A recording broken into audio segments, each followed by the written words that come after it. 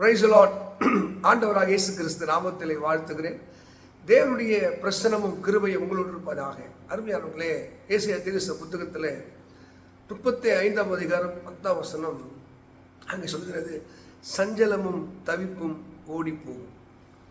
சஞ்சலமும் தவிப்பும் ஒரு மனுஷ வாழ்க்கையில் ஓடி போகணும். நித்திய மகிழ்ச்சி தலைமையில் உண்டாகணும். எப்போ தெரியுமா? ஒரு மனுஷன் தன்னை படைத்த இறைவன் பக்கமாய் திரும்பும் போது, கர்த்தரால் மீட்கப்பட்டவர்கள் ஆனந்தமாய் பாடி சீயோனுக்கு திரும்புவார்கள்.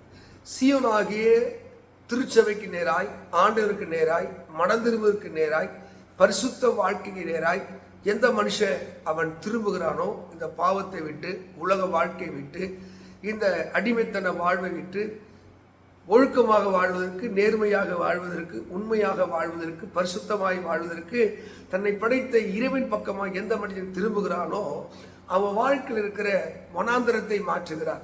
வனாந்தரமும் வறண்ட நிலமும் மகிழ்ந்து கடுவேலி கழித்து அது புஷ்பத்தை போல செழிக்கம் சொன்னாரே. உங்க வனாந்தர வாழ்விலே இருந்து ஒரு அற்புதத்தை செய்து சஞ்சலத்தையும் அவர் தவிப்பையும் ஓடி போக செய்வார். எப்போ மனிதன் தன்னை படைத்த இறைவன் பக்கமாய் திரும்புகிறானோ அவன் வாழ்விலே அற்புதங்களை, அதிசயங்களை தேவன் அழகாய் சிறப்பாக செய்கிறார். தேவ மக்களை, திரும்பி பாருங்கள். உலக பக்கமாய் ஓடினீர்கள், பாவத்தை நோக்கி ஓடினீர்கள், மனபோன போக்கில் ஓடினீர்கள், வாழ்க்கையில் எந்த நன்மையும் காணவில்லை. ஒரு வாய்ப்பு தேவனிடத்திலே கொடுத்து, ஆண்டவரை என்னை தூய்மையாக்க பரிசுத்தப்படுத்த திரும்பி பாருங்கள். அதுதான் லூக்கா 15ஆம் அதிகாரத்திலே ஒருவன் துன்மார்க்கமாக ஜீவித்து இந்த உலகத்து பக்கமாய் ஓடினான். இது லூக்கா 15ஆம் அதிகாரத்தில் இருக்கிறது. அங்கே 17ஆம் வசனத்தில் படிக்கும்போது, அவன் புத்தி தெளிந்து அவன் தகப்பன் வீட்டை நினைத்தான். எப்போல்லாம் நம்ம புத்தி தெளிகிறதோ, மனம் திரும்ப ஆசைப்படுகிறோமோ, தூய வாழ்வுக்கு தன்னை அர்ப்பணிக்கிறோமோ, அப்போதான் நம்ம வாழ்க்கையில் ஒரு விடுதலையும் ஆசத்தை பெற முடியும். அங்கே சஞ்சலமும் தவிப்பும் ஓடி போனதற்கு பஞ்சம் பட்டினி மாறினது, அவமானம் மாறினது, நிந்தை மாறினது. அவன் தகப்பனிடத்திலே பாராட்டை பெற்றான், தகப்புடைய நன்மையை பெற்றுக்கொண்டான், தகப்புடைய ஆசீர்வாதங்களை பெற்றுக்கொண்டான். நீங்கள் பெற வேண்டும் என்றால் தேவன் பக்கமாய் திரும்ப வேண்டும். இரண்டாவது, யாக்கோபு நிருபம் 4ஆம் அதிகாரம் 17ஆம் வசனத்திலே தேவன் பக்கமாய் திரும்புவது மாத்திரமில்லை, தேவனுக்கு நாம் கீழ்ப்படிய வேண்டும். இதெல்லாம் விட்டுவிடு, இதெல்லாம் விலகி வந்துவிடு, இதெல்லாம் நீ செய் என்று ஆண்டவர் கட்டளை கொடுக்கும் போது எந்த ஒரு மனிதன் தேவனுக்கு கீழ்ப்படுகிறானோ அவன் வாழ்க்கையில் பிசாசு ஓடிப்பான். தேவனுக்கு கீழ்ப்படிந்திருங்கள், பிசாசுக்கு எதிர்த்து நில்லுங்கள், அப்பொழுது அவன் உங்களை விட்டு ஓடி போவான். அநேகர் வாழ்க்கையில ஏன் சத்துருடைய போராட்டம், ஏன் பிசாசு தொல்லைகள், மந்திர சூனியங்கள், தொடர் வருத்தங்கள், தொடர் காயங்கள், தொடர் அவமானங்கள் என்றால் அவர்கள் தேவனுக்கு கீழ்ப்படிய மறுக்கிறபடினால. நீங்கள் தேவனுக்கு கீழ்ப்படிந்து பாருங்கள். கீழ்ப்படுகிறவர்கள் ஒவ்வொரு வாழ்விலே அவர்கள் ஆசீர்வாதத்தையும் உயர்வையும் மேன்மை பெற்றுக்கொள்கிறார்கள்.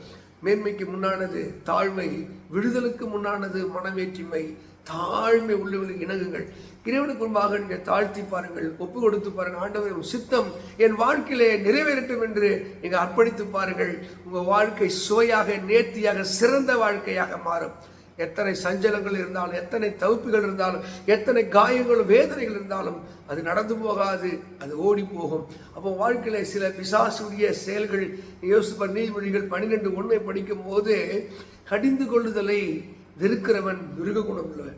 ஆண்டவர் உன்னை கடிந்து கொள்ளும் போது, புத்தி சொல்லும் போது, பெரியார் உனக்கு ஆலோசனை சொல்லும் போது அவர்கள் ஆலோசனைக்கு கீழ்ப்படினா உன் இதயம் அழகாக இருக்கும். இல்லை என்றால் மிருக குணம் வந்துவிட. அப்போ வாழ்க்கையில் சஞ்சலமும் தவிப்பும் ஓடி போக வேண்டும் என்றால் நீங்கள் கீழ்ப்படியில் உள்ளவர்களாகவும் தேவன் பக்க திரும்புகளாகவும் மாறும்போது தான் உங்கள் வாழ்க்கை ஜெயமாய் மாறும்.